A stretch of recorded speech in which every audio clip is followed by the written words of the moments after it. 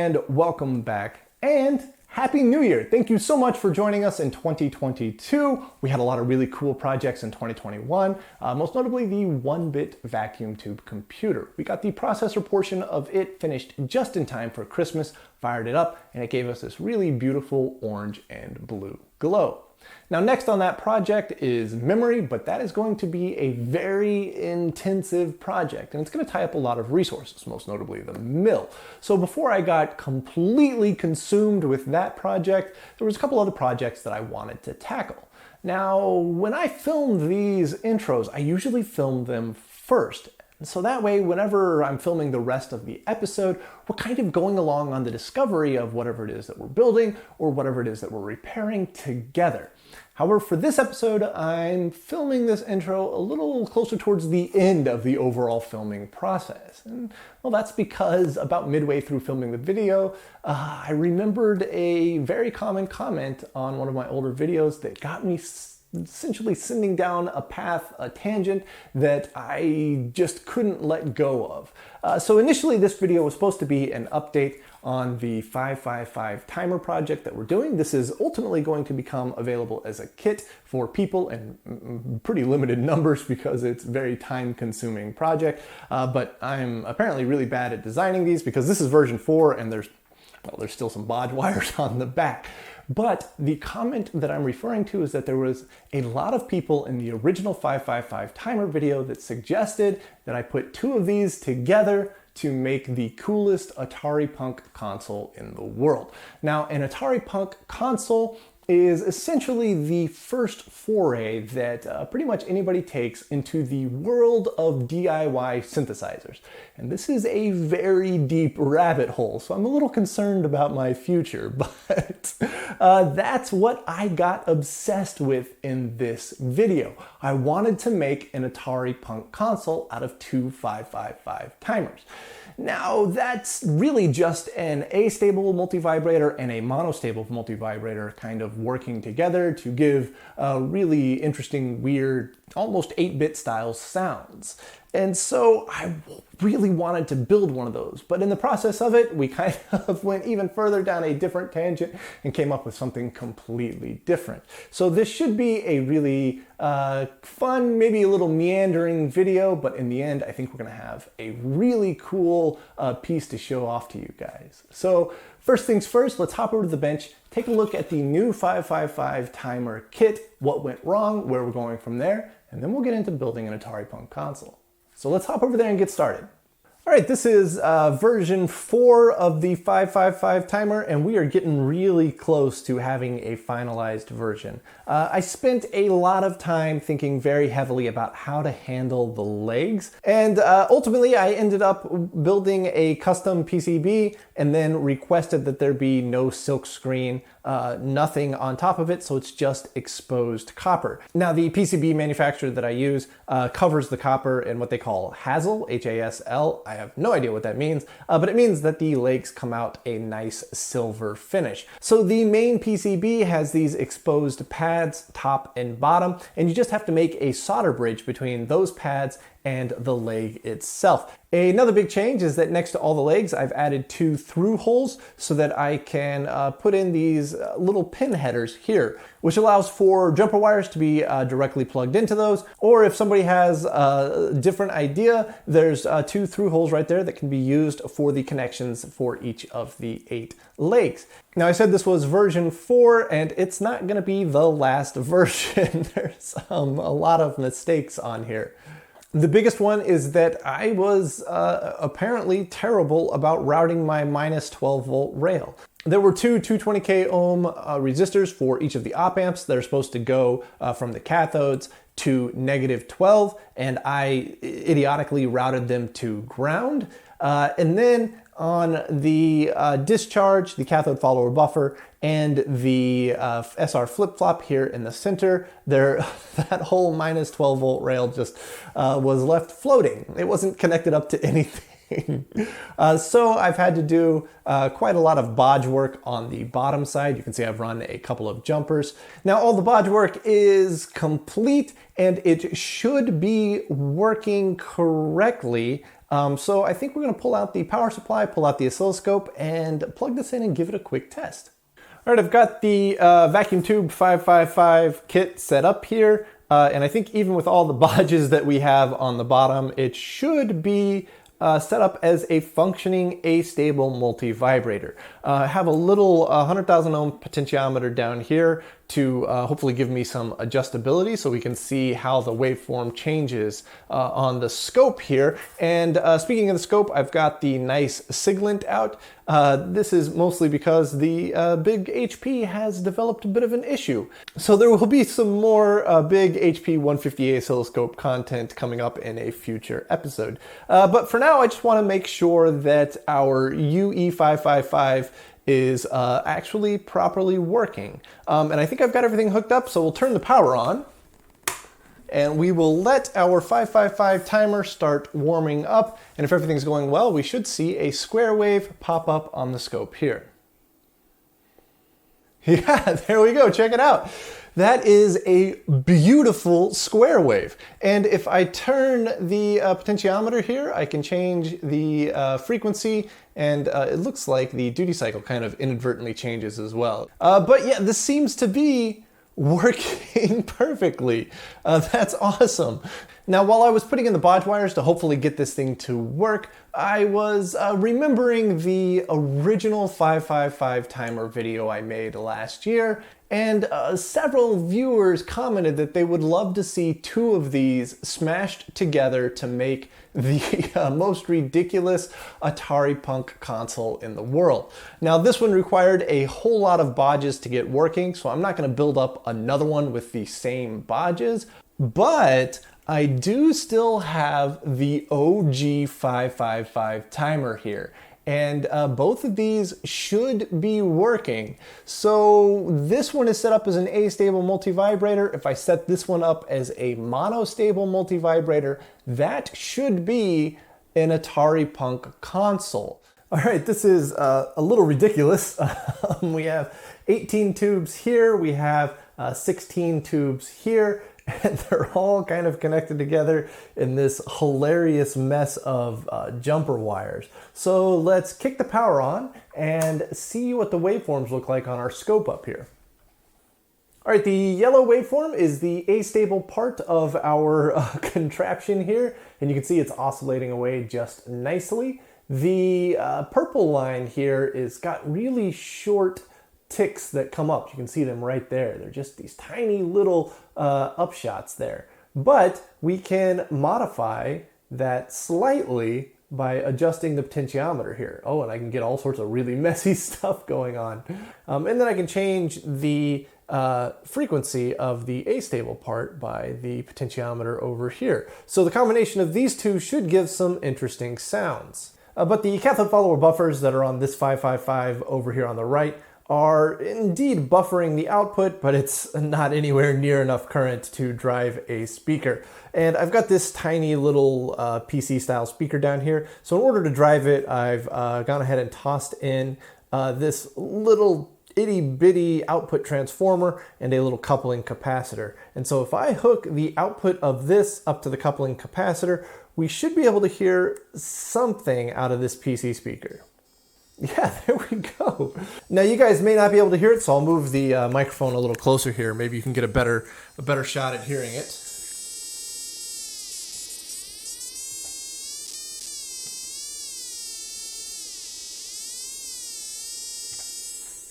So there we have it, two vacuum tube 555 timers connected up to make the most power-hungry Atari Punk console in the world.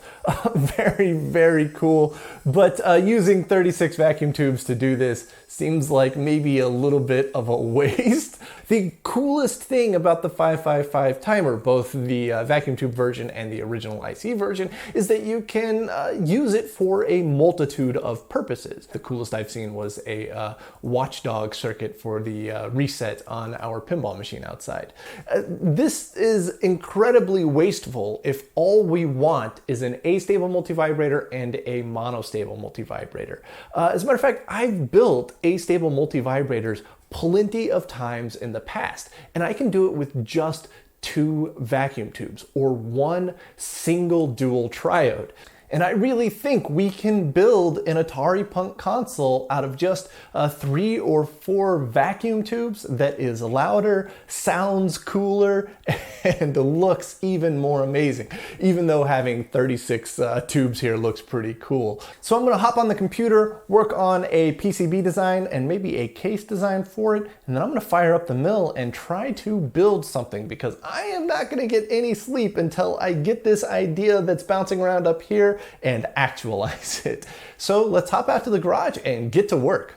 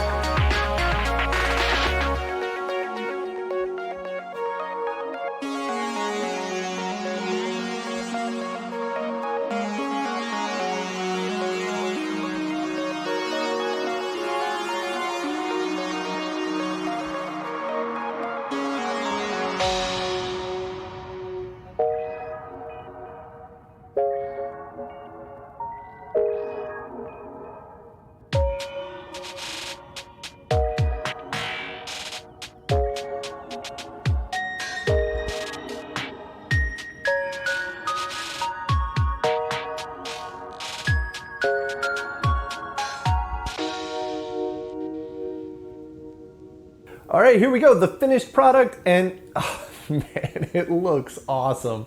I'm just super pleased with the way it came out from an appearance point of view. But this is supposed to be an Atari Punk console or some emulation thereof, so it's totally useless unless it makes sound. So let's go ahead and flip the power switch on. We'll give the tubes a short second to power up here.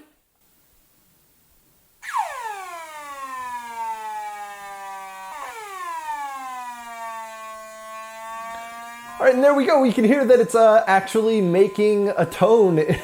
That's awesome. So it's actually making a sound. Let's see if these knobs actually do anything. And I'll move the microphone a little closer so maybe you guys can hear it a little better.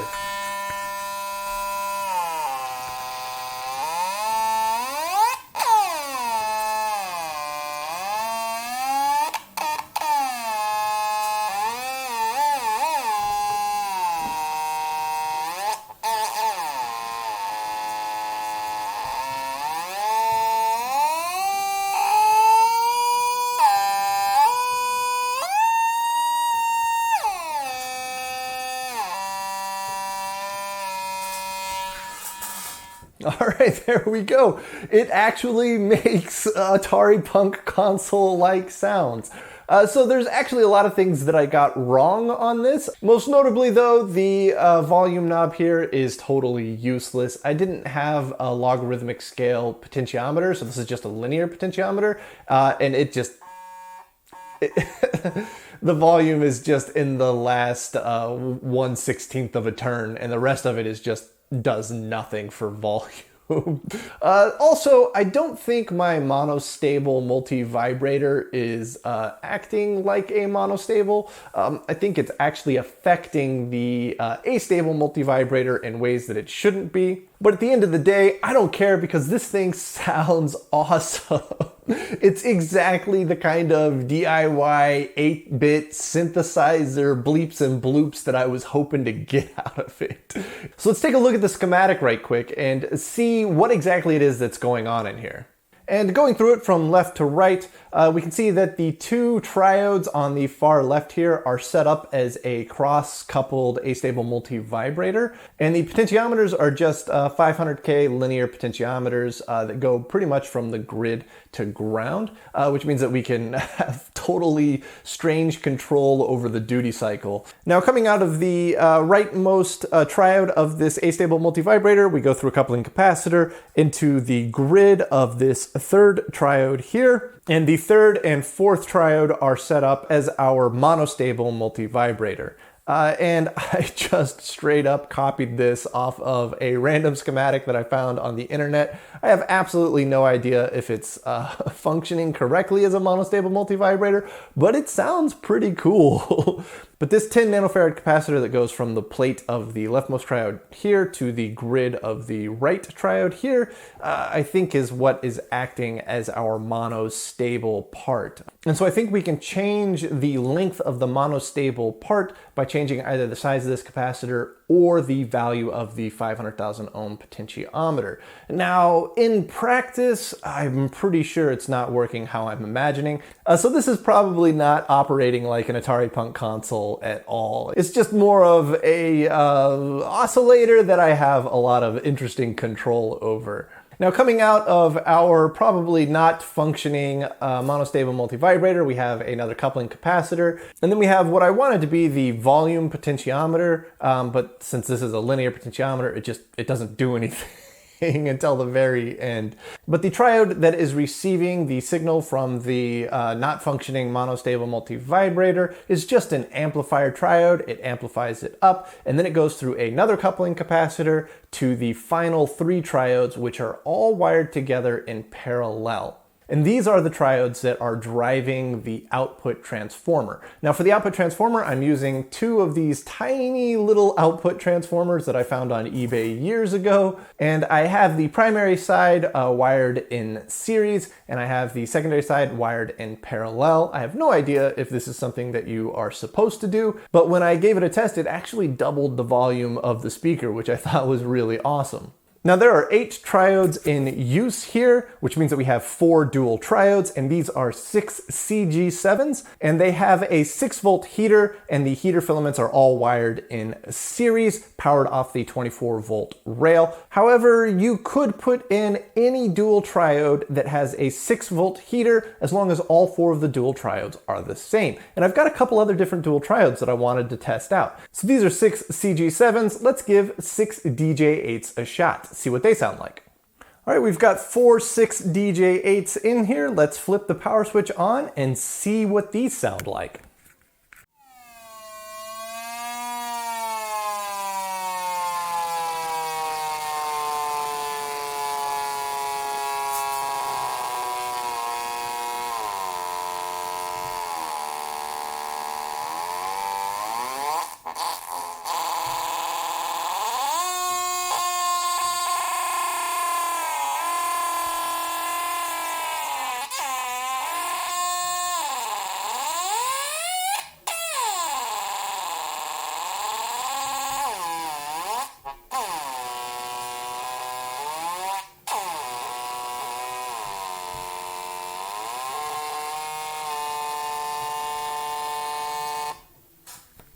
All right, dang, that sounded insanely different.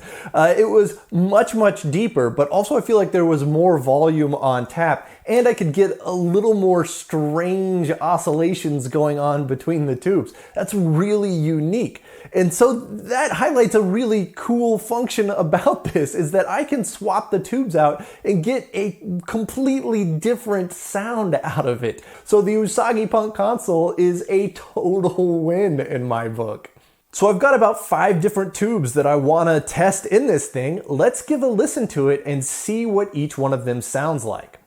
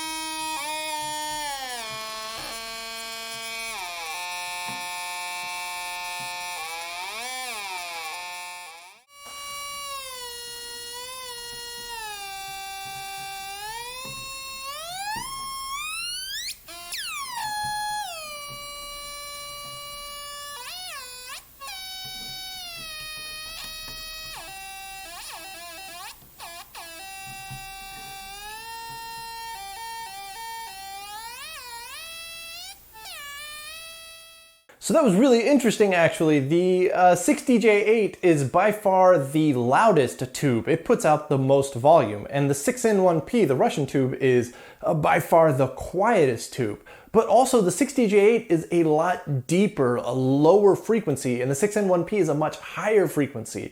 And so it's really interesting to see the different types of frequencies and sounds that we can get with different tubes. Now, with a little bit of work, I could even set this up to work with 12-volt tubes, like the 12AX7 or the 12AU7. I don't have very many of those. I have a lot more of these 6-volt tubes, but I think I'm gonna leave these 4 6DJ8s in it for now. And well, there you have it, the Atari Punk Console. I think it turned out absolutely fantastic. Even if it's not operating in the exact same manner as an Atari Punk console, we can get some really cool synthy sounds out of it. This was a ton of fun, and I think I'm gonna do some more audio synth stuff in the future. I just had an absolute blast doing this project. So if you guys want to see more DIY synth stuff, let me know in the comments. But for now, I'm gonna keep playing with this because, well,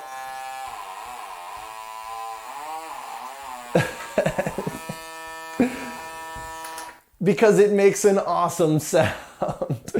So thank you guys so much for watching, and I hope to see you in the next episode.